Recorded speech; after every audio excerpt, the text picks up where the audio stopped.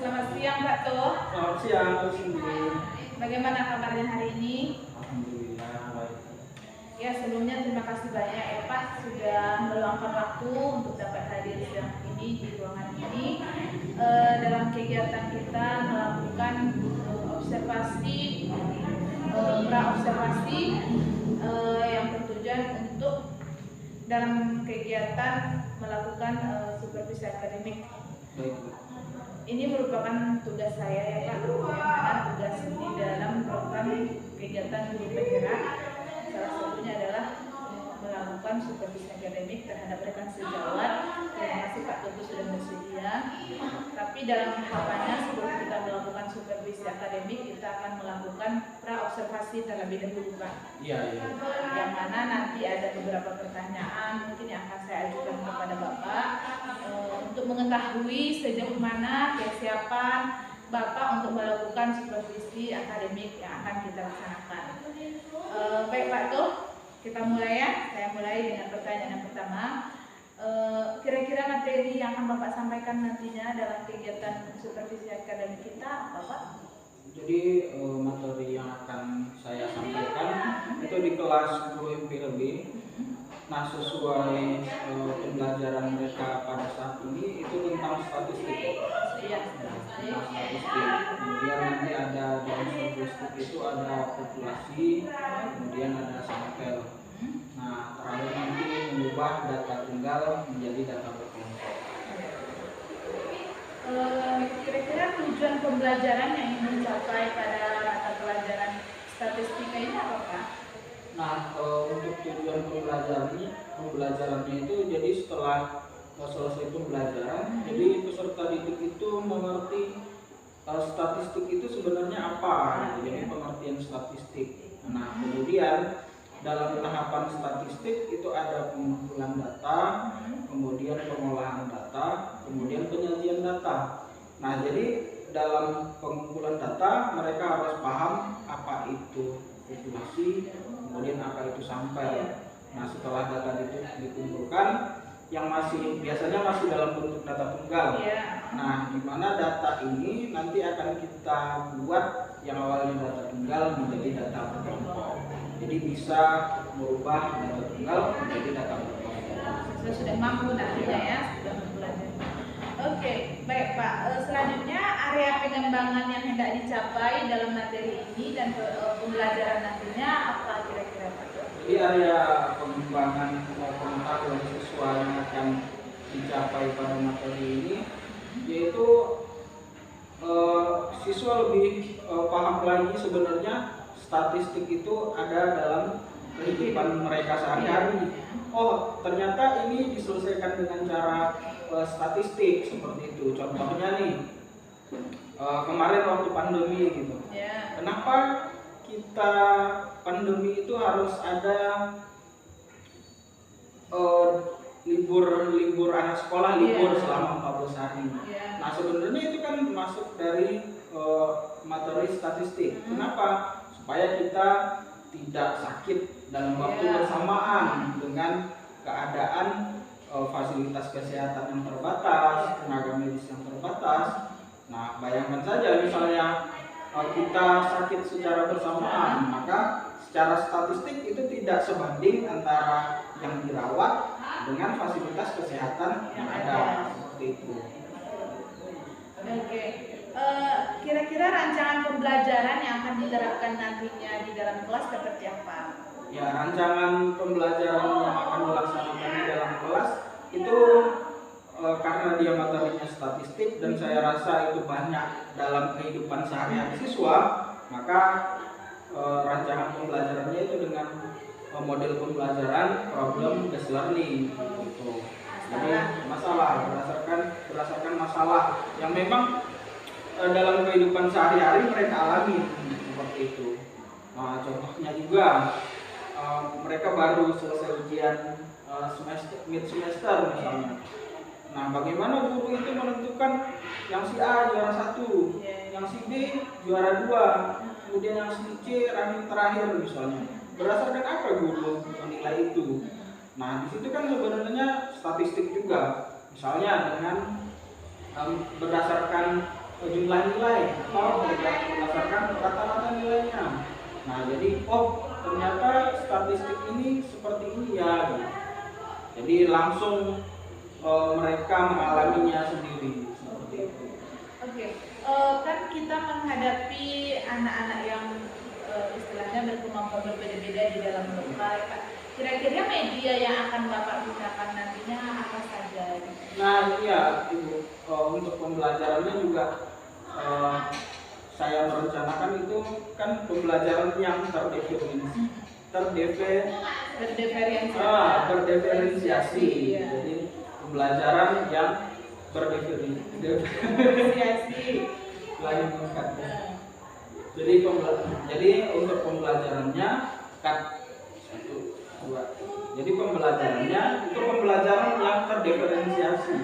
Jadi karena kemampuan siswa itu tidak sama rata, jadi ada yang kemampuannya itu tinggi, ada yang kemampuannya sedang, ada yang kemampuannya rendah. Maka untuk pembelajarannya juga disesuaikan dengan kemampuan mereka, dengan keadaan mereka. Jadi tidak semuanya disamaratakan seperti itu. Jadi media yang akan Bapak gunakan Nah, untuk medianya itu ada saya gunakan itu PowerPoint. Nah, di dalam PowerPoint itu nanti akan ada masalah-masalah. Nah, dari permasalahan itu nanti akan diselesaikan seperti itu. Kira-kira kapan melaksanakan supervisi akademiknya, Pak?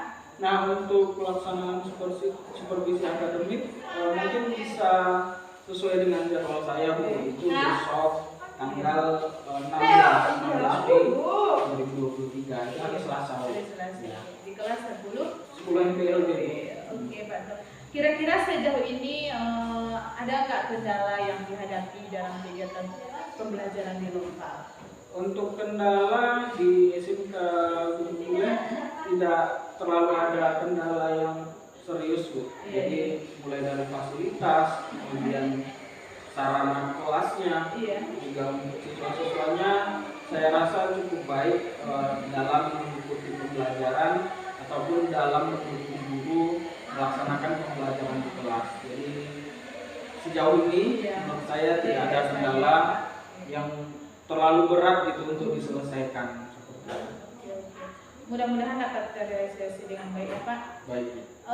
Yang sebelumnya saya ucapkan terima kasih ya Pak karena sudah bersedia untuk melakukan supervisi akademik yang dengan teman sejawat ya, seperti itu. Ini tujuannya sebenarnya untuk kita juga saling sharing ya Pak, saling berbagi di mana nanti ada letak kekurangannya. Jadi intinya ini bukan penilaian secara personal atau pribadi seperti itu. Oke Pak Toh, mungkin itu saja ya yang dapat kita lakukan atau bicarakan pada pertemuan pra-observasi. Semoga besok supervisi akademik kita dapat berjalan dengan baik dan sesuai dengan tujuan dan harapan yang kita harapkan seperti itu. Bagaimana Pak? Masih ada pertanyaan yang ingin ditanyakan? Tidak sih Bu, jadi ingin menanggapi saja. Jadi sebenarnya untuk kegiatan-kegiatan seperti ini itu menurut saya sangat baik. Jadi sebagai refleksi diri juga.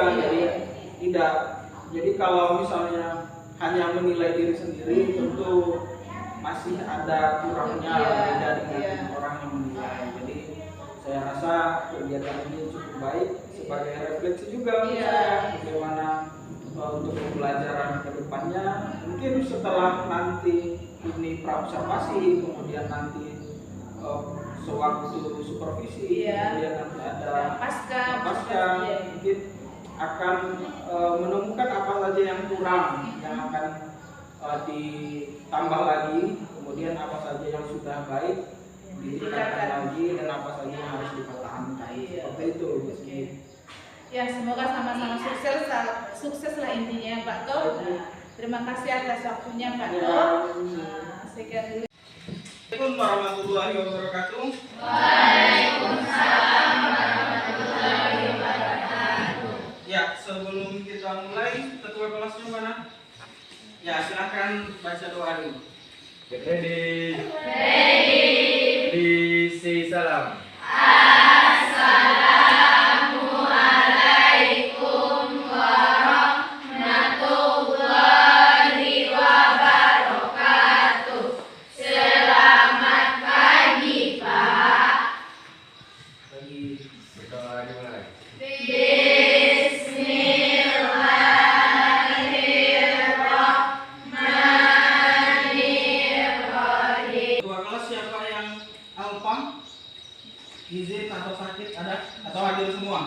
51. Bisa nerima. Tugas-tugas yang lain. Nah, baik, untuk pertemuan kali ini itu kita akan membahas tentang statistika. Pernah dengar? Tentang statistika. Kira-kira statistika itu apa? Ada di situ ya. Jadi statistika itu apa? Nah, biasanya secara umum antara statistik dan statistika itu orang menyamakan saja. Sama saja itu. Padahal, jadi kalau secara pengertian statistika itu apa? Ini coba, apa itu statistika? Ada ilmu yang mempelajari tentang pengumpulan data, pengolahan data, penyajian data, analisa data, dan penarikan kesimpulan. Iya. Jadi statistika itu adalah ilmu yang mempelajari tentang. Jadi statistika itu adalah ilmunya, nama ilmunya yang mempelajari tentang apa? Yang pertama, pengumpulan data. Jadi yang pertama itu data itu harus dikumpulkan. Ya, jadi yang pertama kita harus mencari data, kemudian mengumpulkan data, kemudian setelah data diperoleh, diapakan lagi? Diolah. Setelah diolah baru disajikan. Kemudian setelah disajikan, dianalisis, kemudian ditarik kesimpulan. Sedangkan statistik apa itu? Sudah menerima rapor? Sudah. Misalnya untuk menentukan peringkat kelas di sini itu berdasarkan apa? Data apa? Berdasarkan apa? Menentukan peringkat kelas. Biasanya yang dilihat nilai apanya? Apakah nilai matematikanya saja? Siapa yang nilai matematikanya 95 atau paling tinggi? Maka dia yang juara 1, gitu nggak? Jadi berdasarkan apa tuh? Biasanya apanya yang dicari? Kamu ranking berapa? Apanya yang kamu lihat? Kenapa kamu tahu kamu misalnya juara 1, kamu juara 2, yang sana ranking 5? Berdasarkan apa? Berdasarkan apa? Berdasarkan rata-rata. Itu termasuk dalam statistika ya. Nah, ada rata-rata, kemudian nanti ada nilai tertinggi, ada nilai terendah. Nah, itu. Nah, untuk statistik ini yang pertama tadi pengumpulan data. Nah, kasusnya tadi kalau kamu tadi berdasarkan peringkat tuh, menentukan peringkat.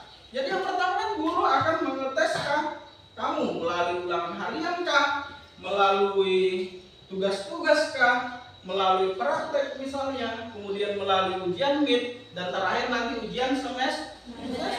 Itu kan proses dari pengumpulan data. Iya kan? Makanya guru itu dilengkapi dengan buku nilai. Nah, itu adalah proses pengumpulan data. Nah, setelah data kamu terkumpul, diapakan? Diolah. Sering kan dengar anak-anak tugasnya ditinggikan ya, karena nilai tugas itu persentasenya paling tinggi, persentasenya sekian. Itu adalah termasuk pengolahan data. Nah, setelah diolah, maka disajikan dalam bentuk tabel kah, dalam bentuk diagram kah, dalam bentuk grafik kah. Kemudian setelah itu dianalisa. Setelah dianalisa baru ditarik kesimpulan. Kesimpulannya apa? Sekarang kita lanjut.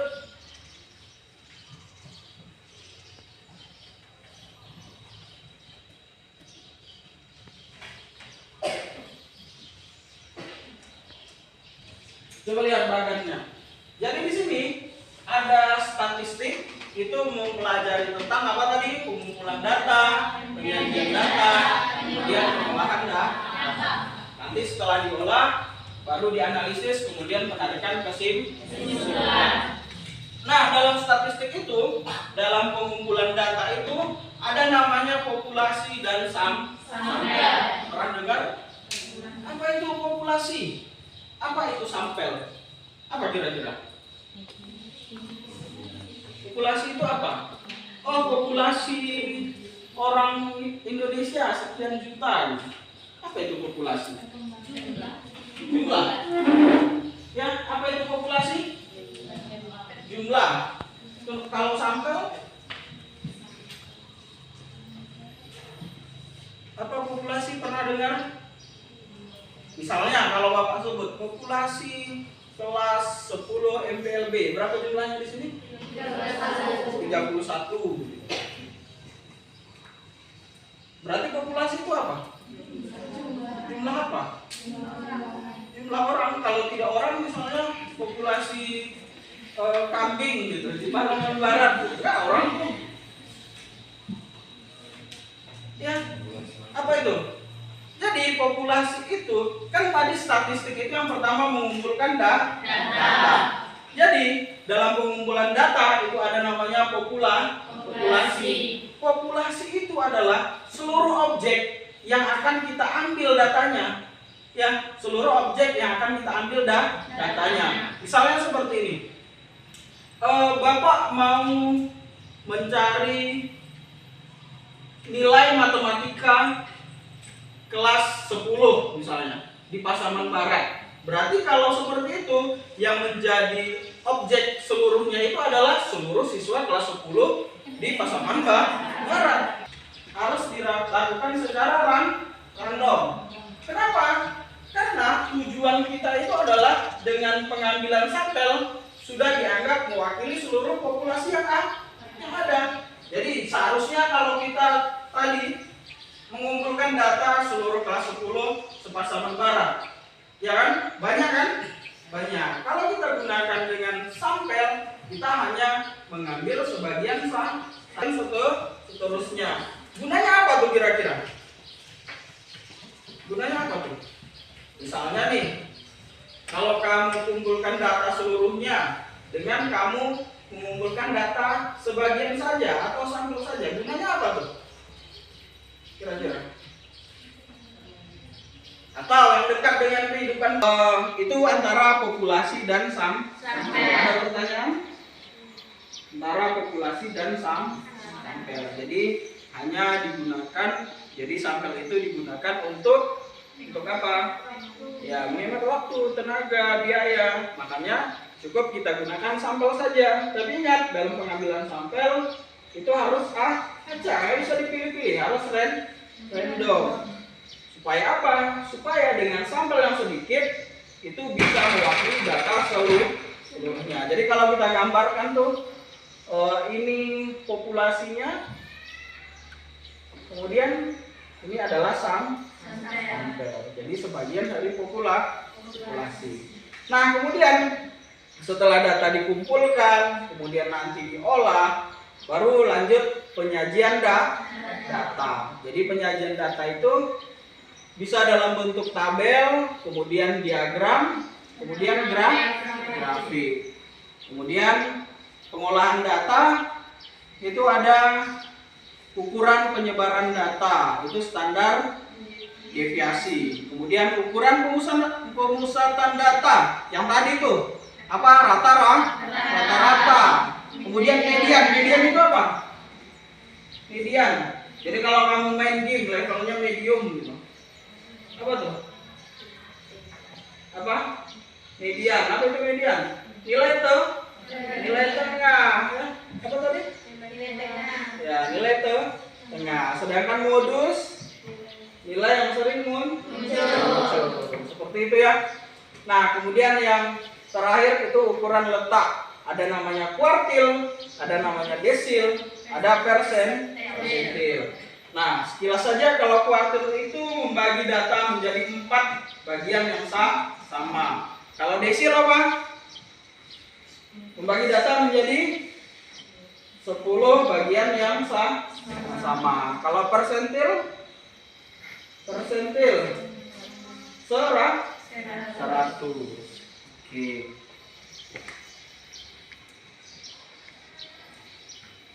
Nah, itu tadi untuk tahap. Oke. Selanjutnya. Nah, untuk data itu ada namanya data umum. Kemudian ada data. Yang pertama, data umum adalah keterangan atau informasi yang diperoleh dari suatu fenomena, dapat berupa angka, lambang, atau sifat.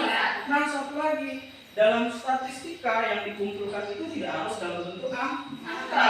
Oh, matematika pasti angka-angka, tidak, ya kan? Nah, jadi kalau dalam pikiran kamu matematika itu berhubungan dengan angka-angka saja, itu tidak benar. Jadi kalau di sini datum atau data umum adalah keterangan atau informasi yang diperoleh dari suatu pengamatan, dapat berupa angka, lambang, atau sifat. Kira-kira apa itu yang kita peroleh dari pengamatan tapi tidak dalam bentuk angka? Kira-kira apa? Kira-kira apa contoh realnya?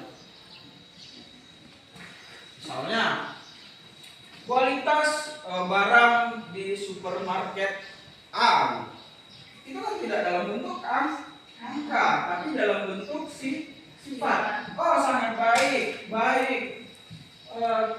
buruk gitu, sangat buruk. Itu kan dalam bentuk sifat, tidak dalam bentuk angka, ya.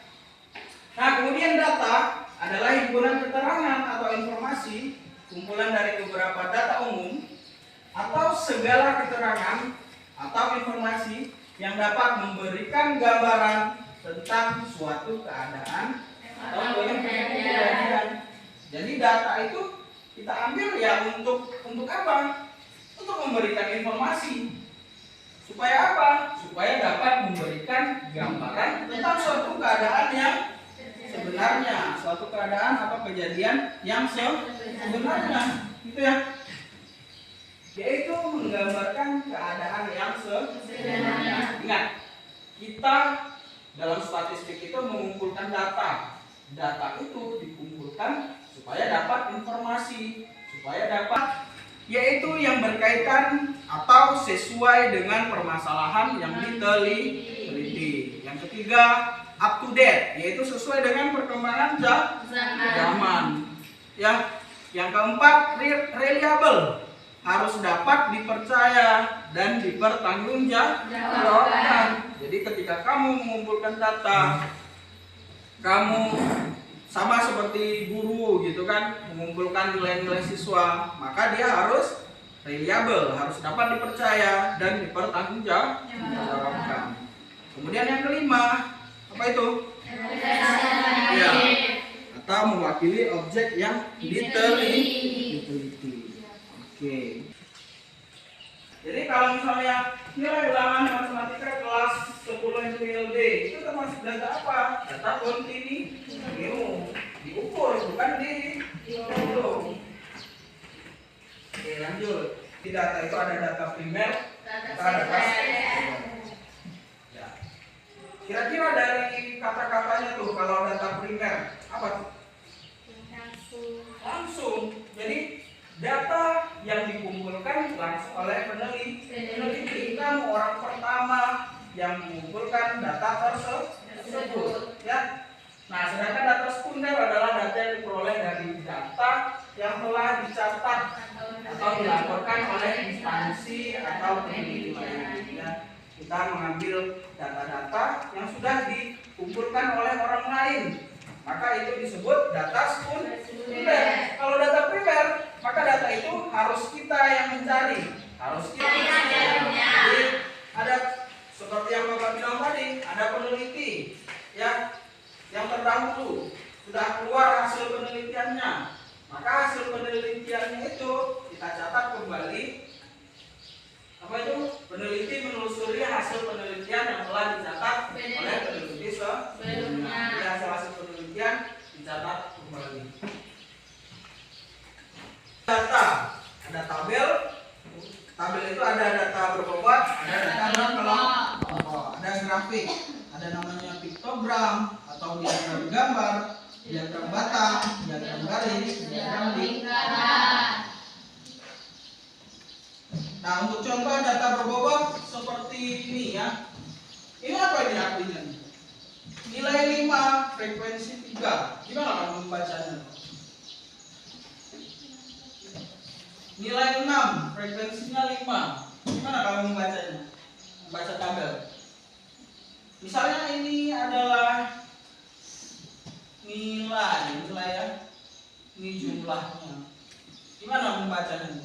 Jadi artinya yang nilainya 5 itu ada 3. Yang nilainya 6 ada 5. Nilainya 7 ada 12. Nilai Nilainya 8. Ada 8. Nilainya 9. Ada 2. Itu data berkelompok.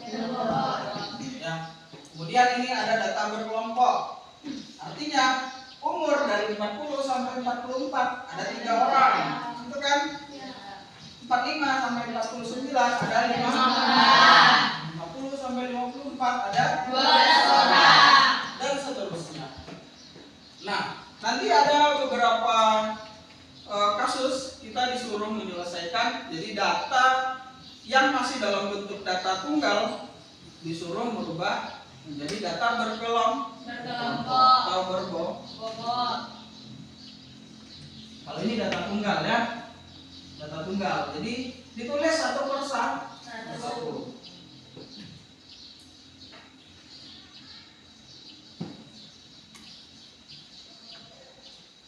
Nah, sekarang ada unsur-unsur dalam data berkelompok. Yang pertama itu batas kelas. Ada batas bawah, ada batas atas, ada nilai tengah. Itu batas bawah ditambah batas atas dibagi 2, atau nanti ada caranya tersendiri. Kemudian yang ketiga, batas nyata atau tepi ke kelas. Kemudian panjang kelas atau interval. Nah, sekarang coba lihat. Jadi ada beberapa cara menyusun tabel data kelompok. Yang pertama, menentukan jumlah data. Jadi jumlah data. Ya, yang kedua, nilai maksimum, kemudian nilai minimum atau nilai terbesar dengan nilai terkecil. Nah, yang ketiga itu menentukan rank atau biasanya disebut jangkauan. Itu menentukannya nilai maksimum dikurangi 3. Nilai maksimum 93. Nilai minimum berapa? 60. Mana tuh? Ini.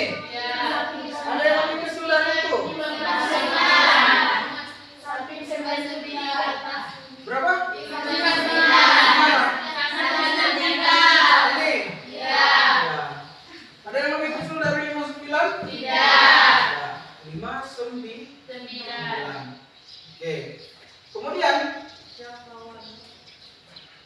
apa lagi? Jangkauan. Hah?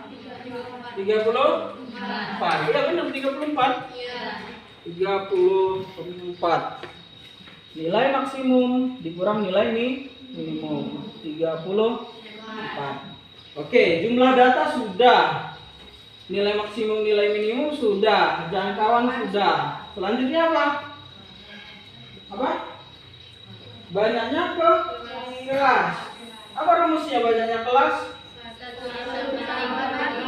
Ya, K sama dengan 1 ditambah 3,3 logaritma. Nah, N-nya itu berapa? Iya, jumlah datanya berapa tadi? Kalau 40. Maka sama dengan 1 ditambah 3,3. Nah, sekarang mencari logaritma 40. Coba buka HP-nya.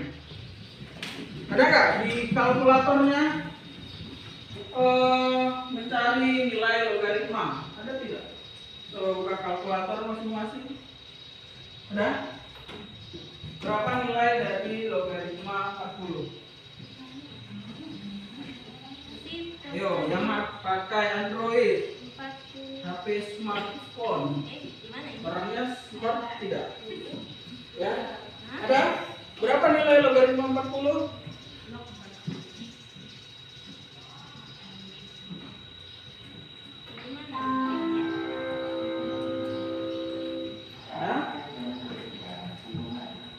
Mana kalkulatornya? Nggak ada kalkulator. Berapa logaritma 40? 1,6. Mana kalkulator?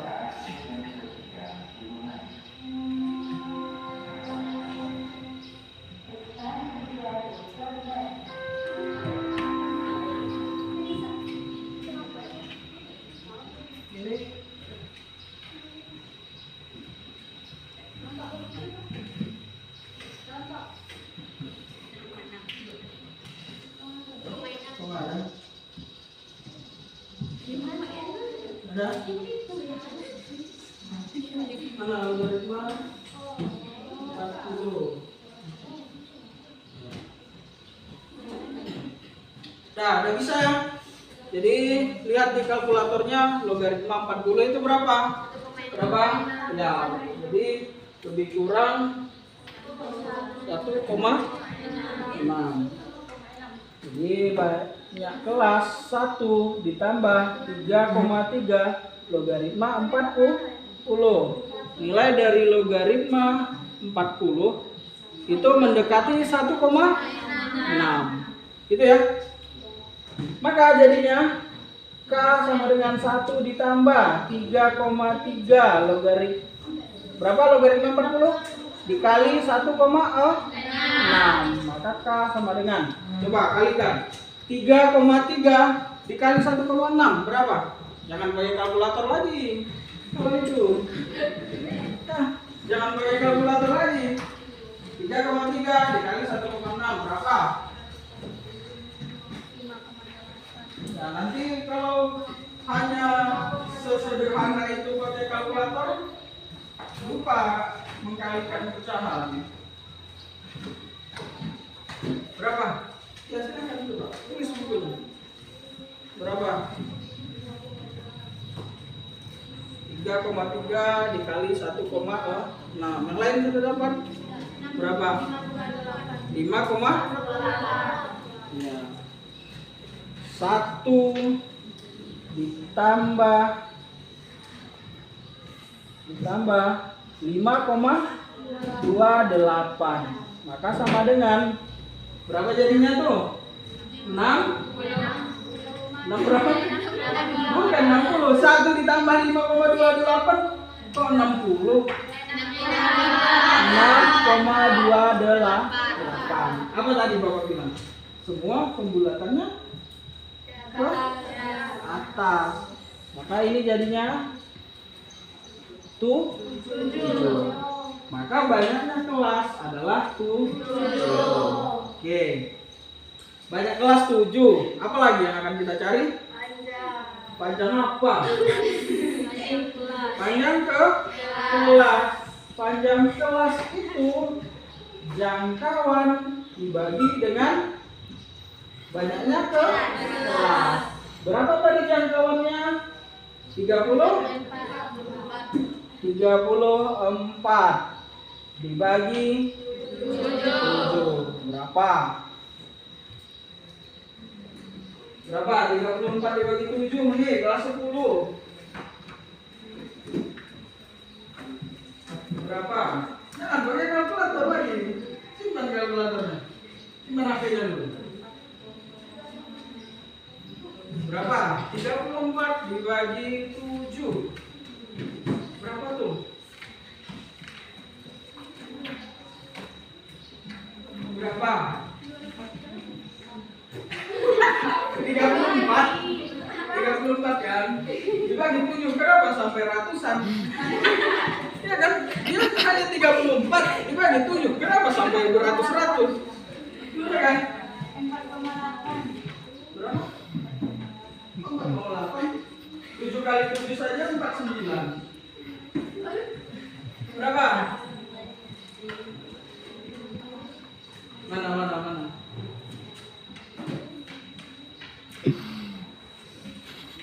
Mana kamu dapat? Apa? 4,6. 34 dibagi 4.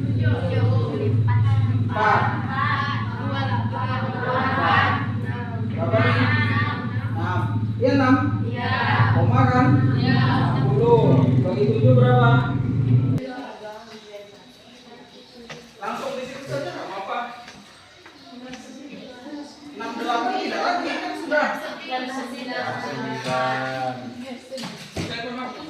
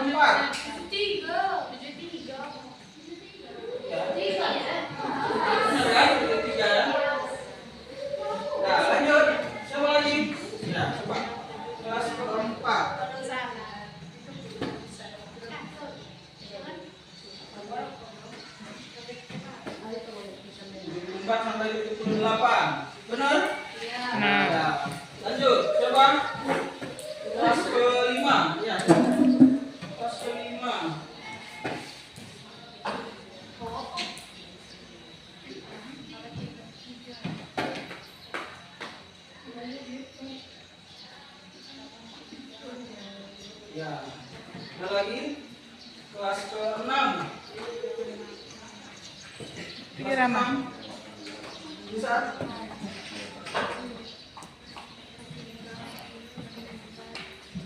Kelas ke-6. Berarti 84 sampai 88. Kelas ke-7. Kelas ke-7. Bisa? Coba.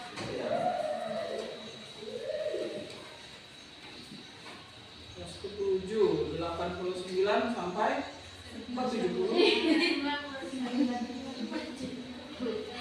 Ya, kelas ke-7. Kelas ke-8. Kelas ke-8. Bisa? Apakah ada kelas ke-8? Kenapa? Karena jumlah kelasnya hanya ada 7. Coba lihat, dan nilainya itu 93. Ya kan? Di atas 93 kan tidak ada lah. Nah, sekarang kita menentukan frekuensi. Jadi, untuk menentukan frekuensi, ya, jadi bisa kita tulis satu persatu, kita data, atau seperti ini. Coba lihat data tunggal kamu yang tadi. Ketiga. Lanjut. Berapa? 7 berapa? 5. Kelas ke-4.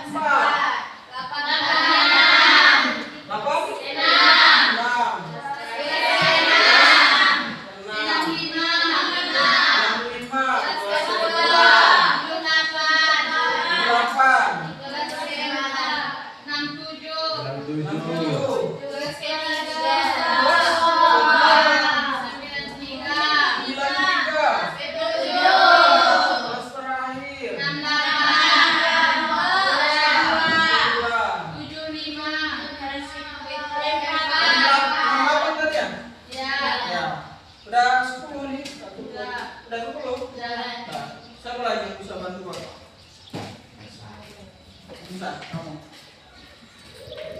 6.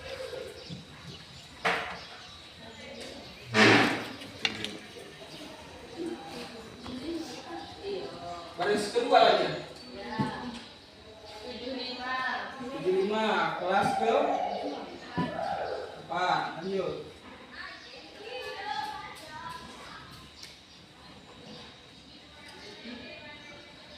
Ini kan kayak pemilihan OSIS.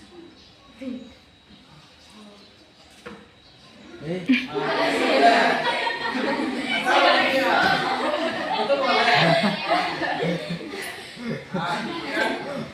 Itu kan biasanya.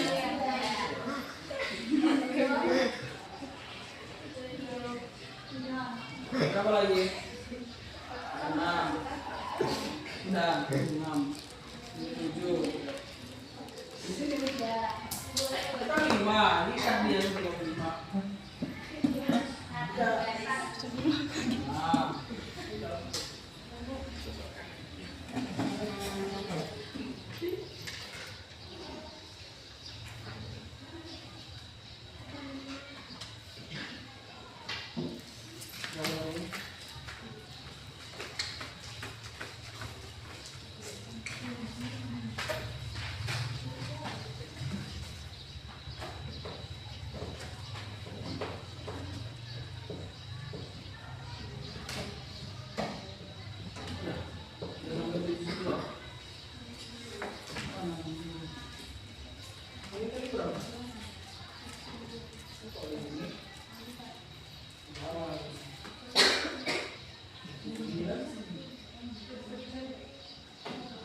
Ya benar tuh, udah coba.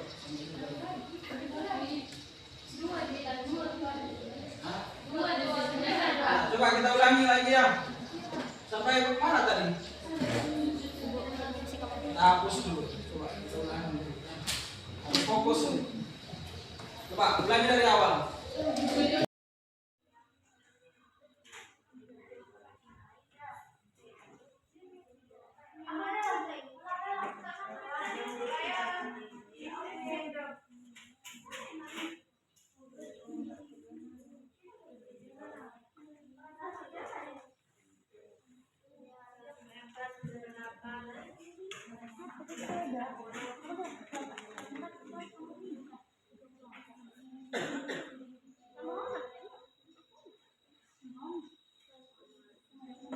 Limo dong.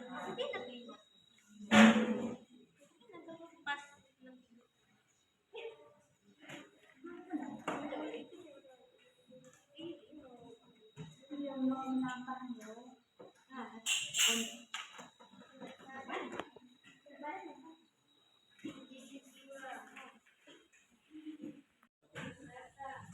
Nah,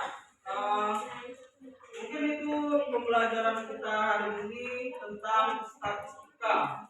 Ya, jadi tentang statistika tadi ada pengambilan data, kemudian penyajian data, kemudian apa tadi analisis, kemudian penarikan kesimpulan.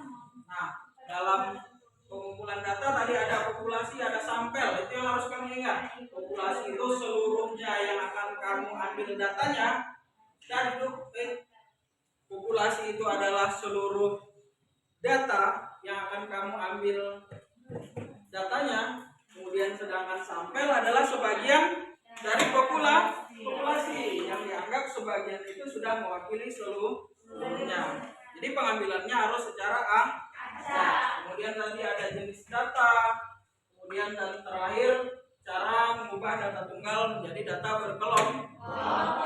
Nah, untuk pertemuan selanjutnya itu kita akan membahas tentang ukuran pemusatan data. Jadi ukuran pemusatan data itu nanti ada rata-rata atau median, kemudian nilai tengah, kemudian terakhir nilai yang sering muncul atau dan nah kira-kira gimana pembelajaran hari ini?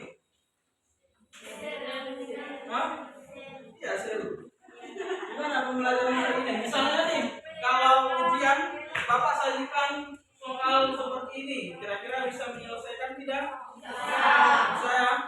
Nah, kebanyakan kan matematika itu sudah di waktu Bapak menjelaskan ngerti saya Pak, tapi waktu di rumah atau ujian lupa gitu kan. Nah, biasanya seperti itu karena tidak diulang di rumah. Ya. Mungkin itu saja pertemuan kita pada hari ini. Assalamualaikum warahmatullahi wabarakatuh.